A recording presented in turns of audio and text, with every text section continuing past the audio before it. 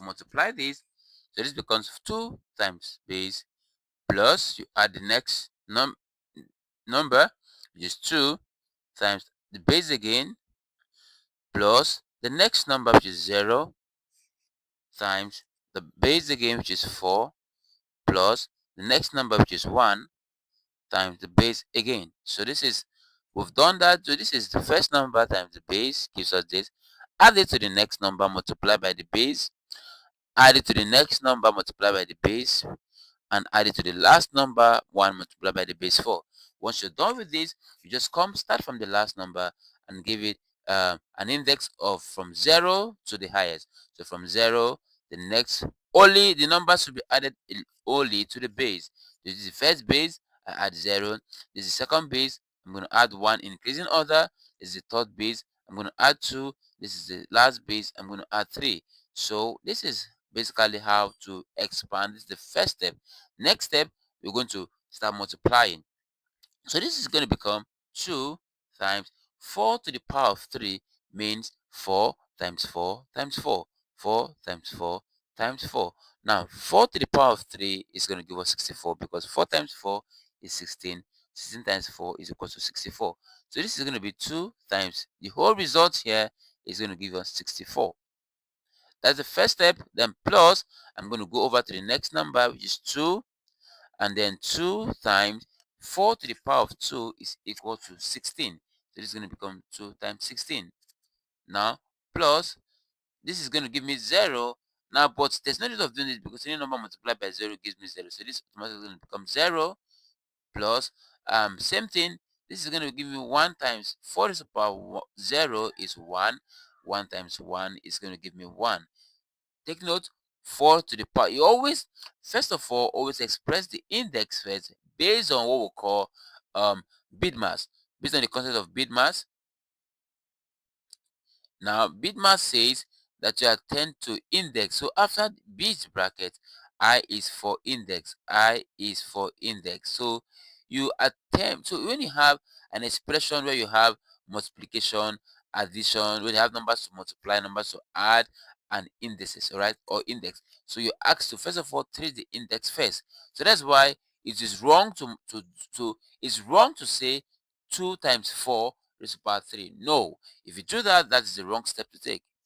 It's wrong to also say 2 times 4. Then before you can now do 4 raised to the power 8. No, please, that is wrong, right? So first of all, treat all of the index first. Treat all of the index first. Once you're done with that, then you can start multiplying the result with what you have. So now let's move on. Now we have simplified this. We can start multiplying this now. 2 times 64 is 128. So plus 2 times 16 is going to give us 32. And then plus, this is going to give us 1. 0 plus 1 is 1. So if we add 128 plus 32, this is going to give us, this plus this is going to, 8 plus 2 is 10, 0 carry 1. 1 plus 2, 3, 3 plus 3, 6, and then we have 160. So 160 plus 1, the answer is going to give us 161, right? So we're looking at 161 as our answer. Now, so let's go back to the options. What is the correct answer from there? Option C is the correct answer to that question. All right, so this is how to convert from one base to base 10. Quickly, before I move on, I'm going to give you an example, an equation for you to solve. And that question, I'd like you to convert. So I'd like you to convert the number 3241 base 4 to base 10. This is the first one. Then the second one is likely to convert 2003 base 4 to base 10. And the last but not the least, I'd like you to convert 251 base 3 to base 10. Now this is what, and I'd like you to pause the video and solve this. Once you're done with this, then we can move over to question number 6. Remember that this is Daniel Maths Academy. You can follow channels on YouTube by searching for Daniel Maths Academy. Subscribe to our channel, like our videos, and share. All right, so you have tons of video there. Go watch the videos and comment, like, share, and we'll keep bringing you quality lessons. So now let's get back to the lesson as we solve question number 6. Now looking at question number 6, here we're told to evaluate the square root. So let's look at this. We're told to evaluate the square root of what number? The number is 4 over 81. 4 over 81. So evaluate this. Now this is quite simple and straightforward.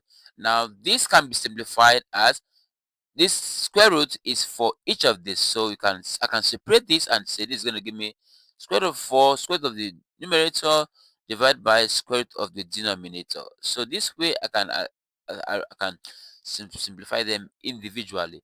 What is square root of 4? Square root of 4 is 2. Divide by, what is square root of 81? Square root of 81 is 9, right? So therefore my answer becomes 2 over 9. If you look at this answer, you can see that option A is the result. Answer to this question is option number A. Alright, so this is how we can solve this. So option A is the answer to this question. Remember, when you see this kind of question, simply stop and then evaluate them individually. So let's look at an assignment now. This is your classwork to do. So this is class activity. Class activity. Now, in the class activity, I'd like you to evaluate the square root of the following. Evaluate the square root of the following. So the first one is like the first number. I'd like you to evaluate the square root of this. So what is the square root of the number 36 divided by 121? That's the first one. Then the second, I would like you to evaluate the square root.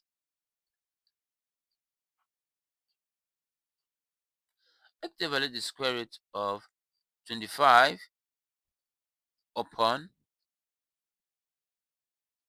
100, right? And then the third, but not the least, I'd like you to evaluate the third. I'd like to evaluate the square root of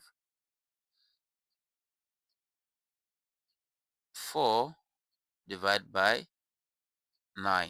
Alright? So these are questions I'd like you to practice with.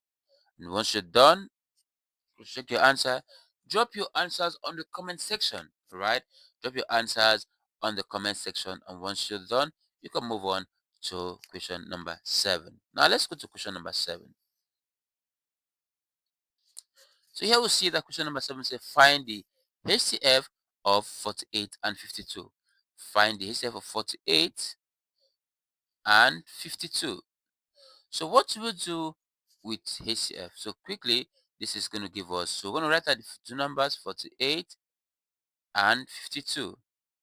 Now what are the factors of 48 and what are the factors of 52? So let's start with the smallest number. So I'm going to have this to be, so I'm taking up 48. 48 divided by the 48 is an even number, so I'm going to divide the even number with the smallest even number, and that even number is 2. So the smallest even number is 2. So let's see what we're going to get as a result. 48 divided by 2, that's going to give me 24. So that means the first factors of 48 is 2 and 24. All right, so you can see that now. So we're going to go further. So I'm going to go further to divide this. Divide this by 2 again. This is going to give me 12. So this is going to become 2 times 24 is going to become 2 times 12. So this is how I want to do this so that it can be quite easy for you to understand how to get this. Now we'll go again. This is, so I'm going to divide this again by 2. This time around I'm going to get 6.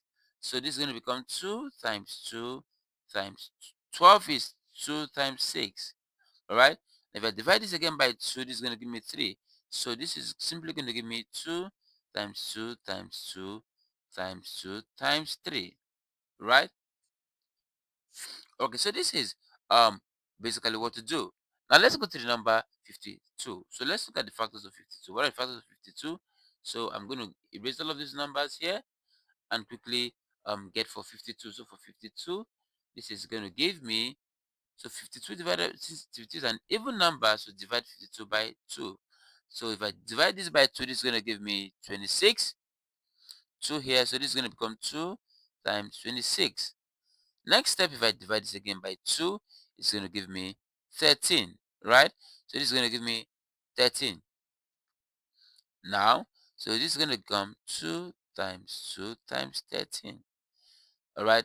Now, this automatically becomes my answer for the factors of 52, which is 2 times 2, 4, and 4 times 13. So 13 times 4 is going to give me 52. All right.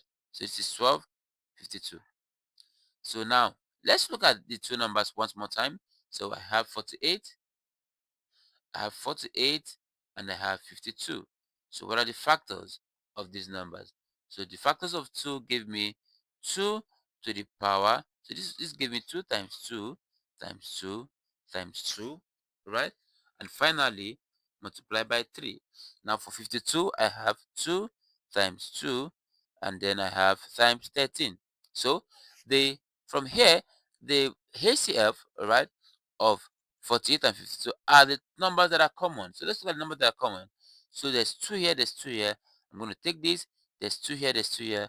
I'm going to take this. So you can see that there's no other common number. Therefore, the HCF of 48 and 52 becomes 2 times 2. This 2 here multiplied by this 2, and this is going to give me 4.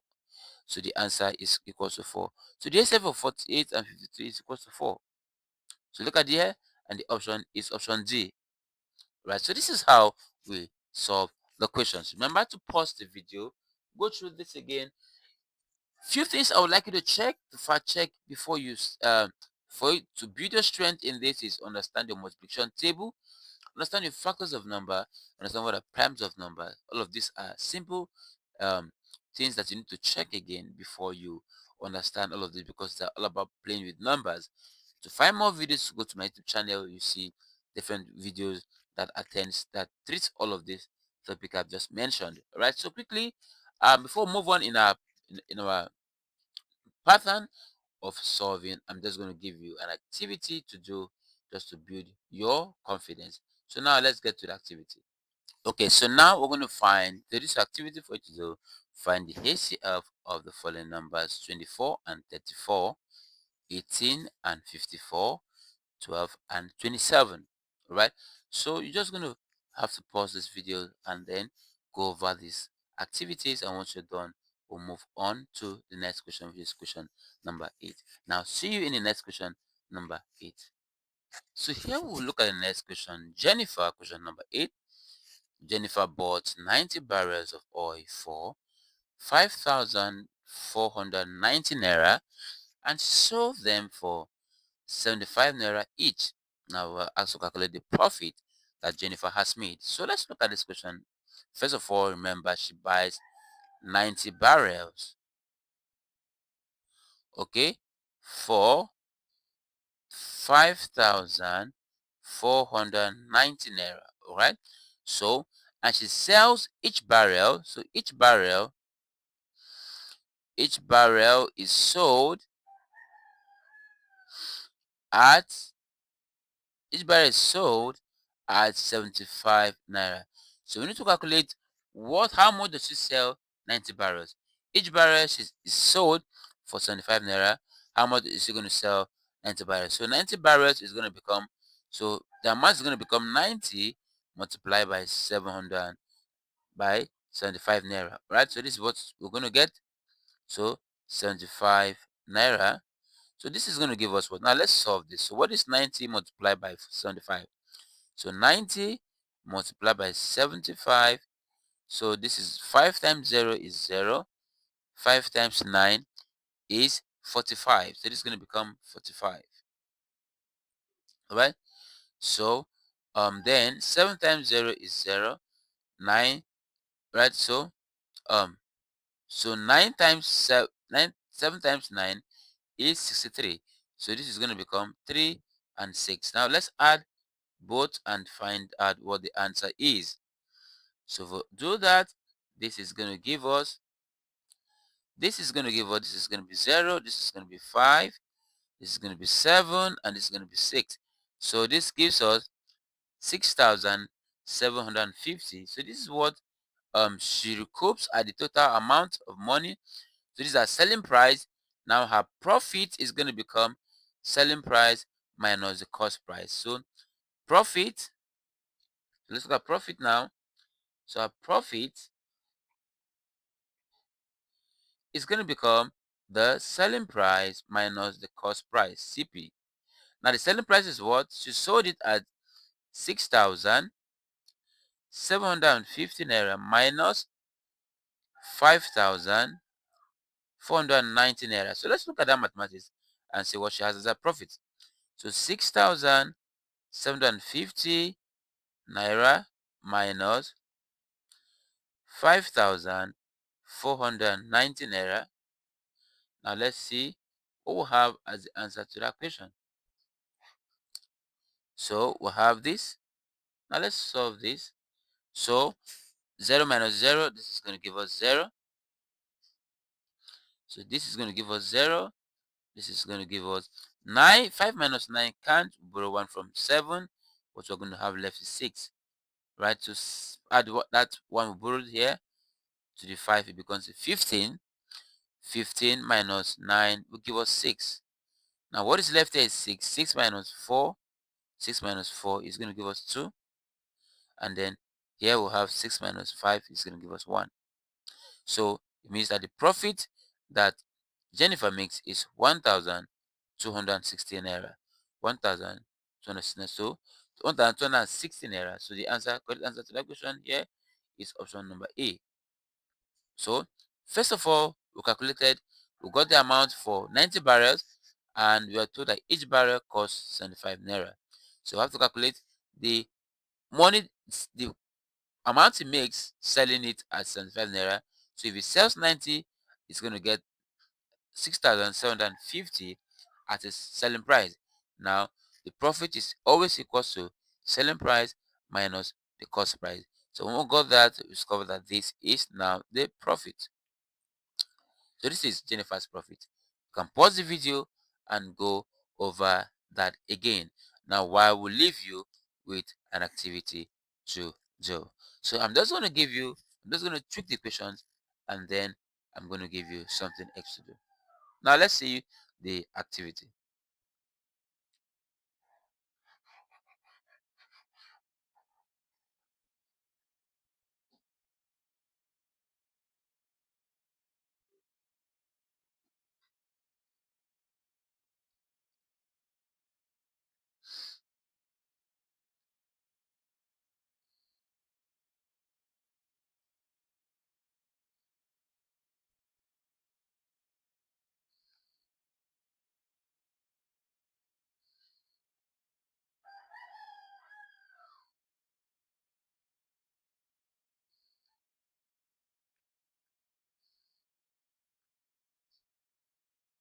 Now here goes the activity that we have.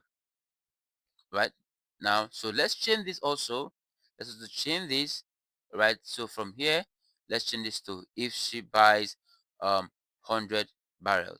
So if Jennifer buys 100 barrels for 6,730 naira each, and sells each of the barrels at 80 naira, how much is he going to make as profit at the end of the day selling 100 barrels of the same oil? So this is activities I would like you to look at that and then solve this. So the question can be read as Jennifer bought 100 barrels of oil for 6,730 naira, and she sells them for 80 naira each. Calculate her profit. So you look at this and then tell us your answer.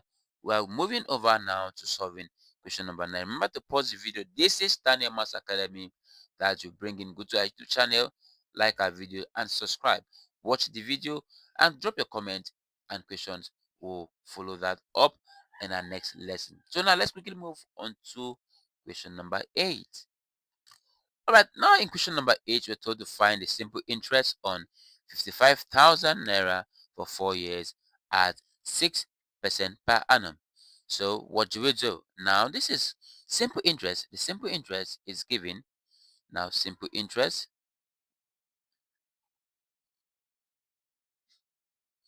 is given, simple interest I is given as principal times the rate times the time, now divided by 100. So this is the formula for simple interest. Now we're given, so let's look at the parameters. The principal, which is the amount given, is 55,000 naira. Now the rate is given as 6% per annum, and the time we're given as 4 years. So we'll plug this in and we're going to find the value of our simple interest. So principal is 55,000 times rate is 6, time is 4. All of this divide by 100. All of this is divided by 100. So the interest I is equal to, so let's do this mathematics simple. So 0 is going to cancel 0, because they can, numerator can cancel denominator. 0 is cancel, can cancel 0 again. So what we have left is 550 multiplied by 6 times 4 is 24. So without using calculator, what is 550 multiplied by 24? So let's do that quickly. So 550 times 24, this is going to give us 4 times 0 is 0. 4 times 5 is 20, rather than 0, carry 2 over here. 4 times 5 is 20 plus 2 is 22. Now we're done with that, we'll go to the next one. 2 times 0 is 0. 2 times 5 is 10, rather than 0, and carry 1 over here. So the second one I'm carrying is this one here. Now 2 times 5 is 10, plus that one carried over, it becomes 11. So once we're done with this, now we need to add up everything to get our answer, our final answer. So we need to add this to, alright, so if I do this, what is this going to give me? Bring down 0, this is going to be 0, it's going to be 2, it's going to be 3, and it's going to be 1. So it means that the answer is simple interest is going to become 13,200 naira. So the interest, right, is at the end of the day, from made from this is going to be the amount of 13,200 naira. So you can see that in as our option B, 13,200 naira as the simple interest. So this is quite simple. This is one of the ways we can calculate simple interest. Now, if you can pause the video now, go over it again, and once you're done, you're ready to go on to the next question. But before then, we're going to pause and give you your practice question. Okay, James, this question is why I'm doing this. So when I finish, I'll send the video to you. Eh?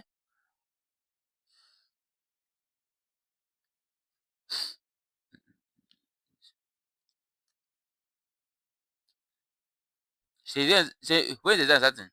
This Friday, Abi? When? Well, when is Mass? So when you guys said when is the starting? This week? When? This week when? Okay.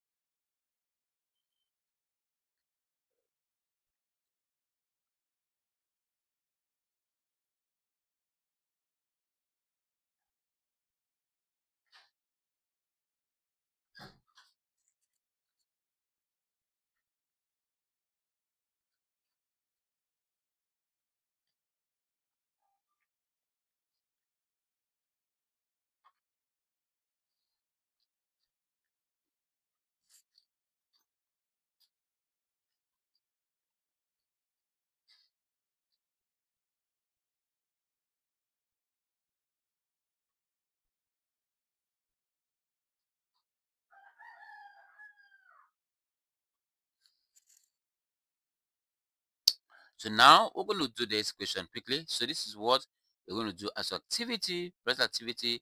To quickly do this, and then you give us the answer. So what do you have as your answer when the principal is 43,000, the rate is 8%, and your time is 7 years? And for the second question, what do you do when you have the principal to be 65,000, the rate to be 7%, and then the time to be 3 years? So once you're done with this, pause this video, and then you can move on to question number 9. So let's move over to question to the next question, which is question number 10. So let's look at question number 10. All right, now for question number 10, we're given that this pie chart, so we have the pie chart with different sections. First is part 1 with 120 degree, part 2 with 2x degree, part 3 with x degree, and part 4 with x degree. So this is basically what we have in this question. All right, so I'm going to draw this circle, and then we're going to get this. So let me draw the circle now. Now, so this is what we have now.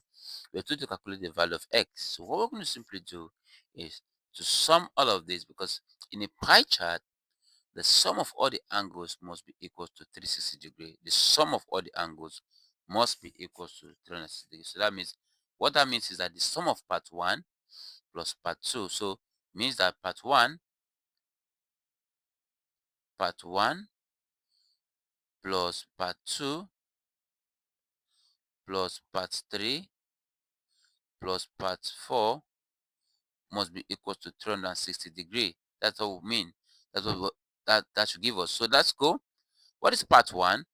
Part 1 is 220 degree. Part 2 is 2x degree. Part 3 is x degree. And part 4 is x degree. So now we're going to add this up.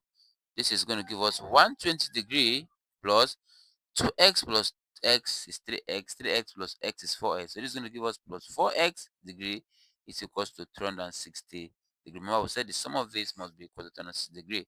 So here we have to take like terms. So 120 degree is here and 360 degrees here. So we're going to take like terms. This is going to move over here. That will give us that 4x degree is going to equal to 360 degree minus 120 degree. So if you do that, 4x degree should equal to, so you subtract this, this will give you 240 degree. At this point, we have to find x, we divide both sides by 4. So x degree is going to give us, so x there, now there x is going to give us, x is going to give us the value of 4, 240 divided by 4, that's going to give us 60 degree. So the answer to that question is option B, which is 60 degree. All right, so that's how we solve this particular question. Now I'm going to now pause now and then give you your activity, your class activity to practice. All right, so thank you very much as we move on to the next question. But before that, this here is your practice question. This is your practice question. Here part 1 is 150 degree, part 2 is 5x degree, part 3 is x degree, and part 4 is 2x degree. So solve all of these and find the value of x. You have to find the value of x. Find the value of x in this pie chart. Once you're done with that, we'll move on to question number 11. Now from there, question number 11 says, how many students are in part 3? So in part 3, so because of the value of x is equals to, so from the previous question, we got the value of x to be 60 degree. Now, so the question now said, what is the, how many students are in part 3? So part 3, we have just x students here, right? So from this, I think the question, the typographical error was here. It's supposed to be part 2, right? Because in part 3 we have just x students. So it means that we're still going to have 6 students. But if it's part 2 or part any of the parts, so let's say it was part 2. Now, with this typographical error here, take note of that. For part 2, if we were asked for part 2 from the previous question was given as 2x degree, right? So that was going to give us 2 times x is 60 then, so 2 times 60, that will give us 120 degrees. So the answer to that question is going to be 120 degree. That is for the previous question. that was solved in question number 10. Take note, like what I said, that that was an error. It couldn't have been 2x, because x is same thing as the 60 degree we had. Now, so let's go to question number 12 as we proceed. Now, let's pause and we'll get to question number 12. Now, next question here, we're told that the bearing of P from Q is 5 degree west of north. Okay, west of north. Find or north of west. Okay, find the true bearing of Q from P. So what we're going to do first of all is to draw the diagram. So what does the diagram look like? So let's look at this. So I'm going to do this now. All right, so this is what we'll have now. This is, let's label this. These are north, these are south, these are east, and then these are west. Now we have this, so let's find out what do we mean by this symbol. How do you interpret this? 5 this. Now, normally, right? So directional bearing. This is directional bearing. Directional directional bearing. Okay, as I'm using this form, this means that all directional bearing goes from the north. So we start from the north. We start, so it's northeast. We have northwest, right? So for the north, we can either go northeast to the right or to the left, northwest. Now, if we're coming from the south, we can only start from two directions, north and south. We can't go east, we can't go west. North, we're coming down to northeast. From north, we can either go to northwest. Then we're starting from the second point, which is the south. We can either go southeast or we can either go southwest. But we cannot do, we cannot have east, south, east, north. No, because bearing will start from the major cardinal point is the north and the south. These other points are just secondary. These are the main points. So this 5 degree west, okay, northwest, means that we have a line that we'll be drawing at this point. So 5 degree. So this line is going to come. This is 0 degree. All right. So if this is 0, this same point is 0. So let's take note, please. This same point here is 0. Okay, this is the 0 point. This point is 0 degrees, so this is 0 degrees. Now, so if we're going 5 degree north, that means we're moving in this direction 5 degree north. So what that give us is that we have to draw a line that passes at 5 degrees. So let's say this is 5 degree. Now this line has to also be drawn from here. So we're just going to draw this line to go all the way. We're going to see why we have to draw it to go all the way. Now the reason for that is that, so this now becomes our 5 degrees. So this is now 5 degree. This is 5 degree. Okay, that is the point of 5 degree, which is this 5 degree. So north west. Now since we have this already, what we're looking for now, we are looking for the bearing. Find the true bearing. So the true bearing, first of all, since we've gotten the true bearing is going to be gotten by looking for the opposite of northwest. So since we have 5 degree northwest, now the opposite of this, that's why I'm drawing this line, falls into southeast. So 5 degree northwest is equivalent to 5 degrees south of east. So this is what this means. Okay, 5 degrees south of east. Now, so that means that for us to find the true bearing, it has to come from the southeast. So what is going to be the bearing of the from the southeast, from this area down all the way here? So what we're looking for the bearing from this point. We're looking for the bearing from this point all the way down to here. All right, so that's what we're looking for. Now know that you already know that this is 5 degree. All right, so we remain for this, so we're looking for this remaining point. So we're looking for the remaining point, this section here. Remember that angle on a straight, this forms angle on a straight line. So let's call this point A and let's call this point B. This form an angle on a straight line. So we'll pick this up, we're gonna get this. We'll pick this up, we are getting this. this is this, right? And then we have this here, and we have this at this point, we have this at this point, right? So, and this point is 5 degree. So this is point A and this is point B. Now, what we're looking for the remaining angle here. We're looking for the remaining angle here. So this angle is what we're looking for. So if we lose the concept of angle on a straight line, we see that the sum of angle must be equals to 180, right? So let's call this point x degree. So what this gives us is that 5 plus x degree must be equals to 180. That's sum of angle in straight line. So x is going to give us 180 minus 5. That's x is going to give us 175 degrees. So this is the answer to this question. So as quite easy as that is, but technical too. So the first step that you need to do is, first of all, identify this point by drawing the using your bearing, your cardinal point.